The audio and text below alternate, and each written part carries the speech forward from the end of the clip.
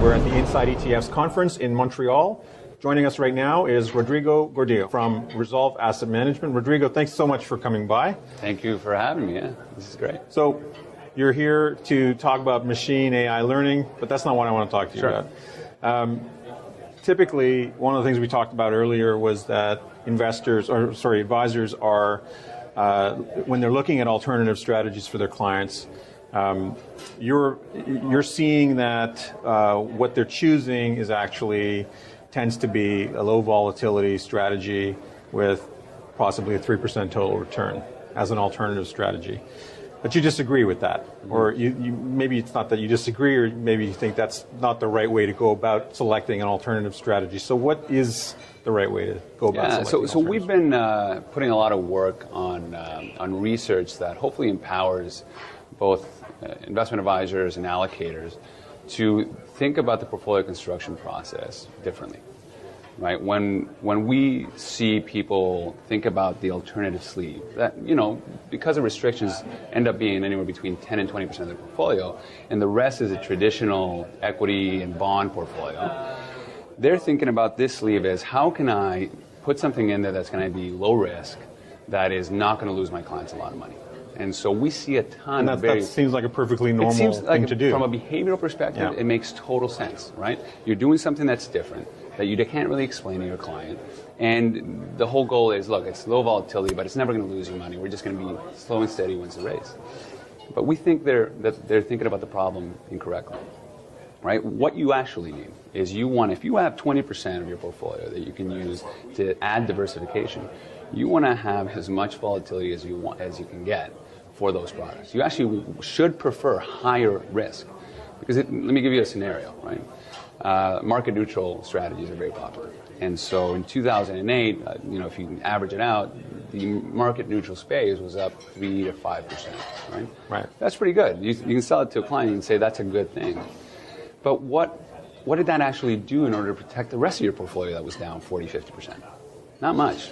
You can point to a line item, but you can't point to the whole portfolio. Right. So what would be better is to find alternative strategies that are orthogonal, so that have different return streams, and that can offset that to a much larger degree. So directional strategies like CTAs or other hedge fund managers that were up anywhere between 30 and 100%, when it represents 10% of your portfolio, it actually makes a difference, right? So the portfolio construction process needs to be thought in a different way. We wrote a white paper on it. It's about it's about cash efficiency, and how that is, the way that allocators and the big pension plans are thinking about the problem. But there's no reason for advisors to not think about the problem in the same way. We just need to help educate them and help educate their clients. Well, I think, from what you're saying, it's the true object of diversifying a portfolio is to offset and have low correlation items offsetting one another, and low correlation components, such as an alternative strategy. But it seems like a perfectly normal or in behavioral choice to do something that's very friendly and soft, warm and fuzzy to think about for the client. Yeah. But it's not actually addressing the risk management. It's not actually smoothing out the return stream of the portfolio. The problem, the flip side of creating, putting together a bunch of directional, really higher volatility mandates, is that they're going to have large drawdowns. It may not happen at the same time that the traditional equity portfolio. There will be periods, because if by definition they're non-correlated, there will be many periods where the traditional portfolio is doing 20% and this directional alternative portfolio may be losing money. And it might be 10, 15%. So education comes into play here, right? Everybody wants diversification, and diversification works even when you don't want it. Sure. Right? And when you don't want it, when it's losing you money. But that's how it has to work. It's smoothing out that return stream. And then when the big side of your portfolio is going down, you get the big bump from the other side. And so it's kind of like we run a risk parity ETF here with Horizons. It's the idea of making sure that if you have a product that your 60-40 portfolio runs at 12% volatility, that try to have your alternative strategies be around 10 to 12% volatility as well. You want to parity that risk so that they have equal risk contribution to the portfolio, equal chance to diversify at all times. And so that's scary. Getting that drawdown thing, it's scary, but it is absolutely, from a fundamental portfolio construction perspective, what everybody should be doing. From an advisor's perspective, it's best if what you're talking about happens within a package, as opposed to having to explain it or trying to explain it to your client that they should actually own a volatile strategy versus their portfolio, whatever that is. So how would you, you're addressing it within the ETF that you're managing, that you're advising on. How do you address it outside? Like do you have any sort of advice in terms of how an advisor can go about communicating this to their client in a way? I mean, in terms of looking out for their client's best interest and having the hard conversation. Other than you might actually lose the client. Yeah, I mean, this is a tough. It really is. We're all about education, right?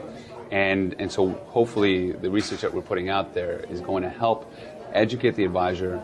And what advisors are really good at is communicating difficult strategies and difficult ideas to their clients. So that's what they do best. And we're talking at a level for the advisor, for the allocator.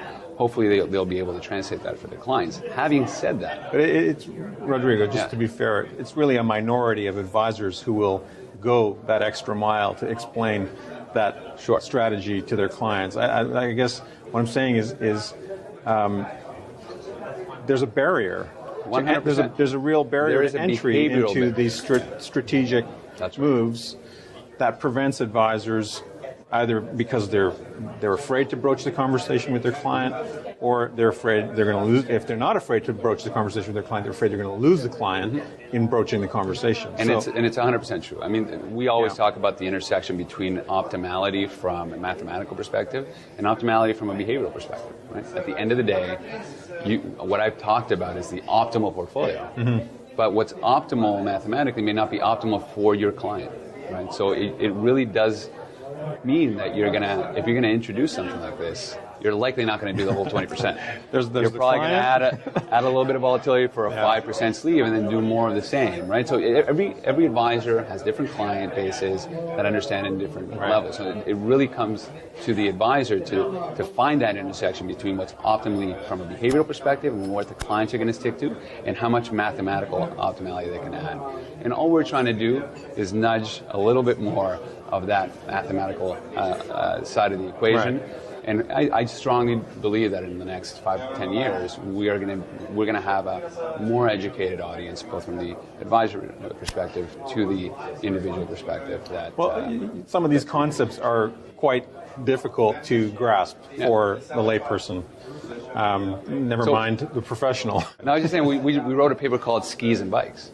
Right. To try to make I've seen it. And so the idea is that why is there a company in Canada that's called Skis and Bikes? Well, because the ski side of the company makes money in the winter, so cash flows are really strong in the winter. And then they're flat and negative, and it's a negative carry during the summer, right? So you do the bike store in the summer to smooth out those cash flows. Right. You have these offsetting. Does that mean that you should sell the bike store and sell the bike store in the winter and buy the ski store in the summer?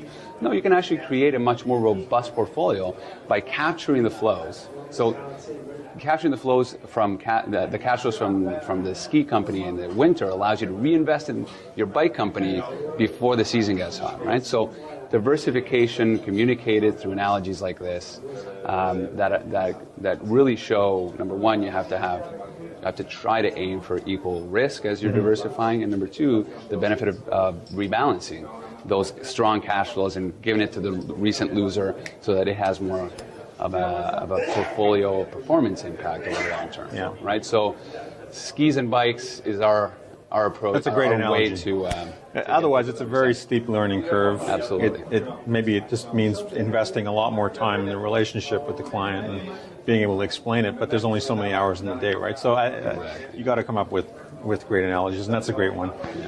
Thank you. So, Rodrigo, great to see you here at the Inside ETFs Conference. Always a pleasure to chat with you guys. Thank you so much for joining us. Thank you.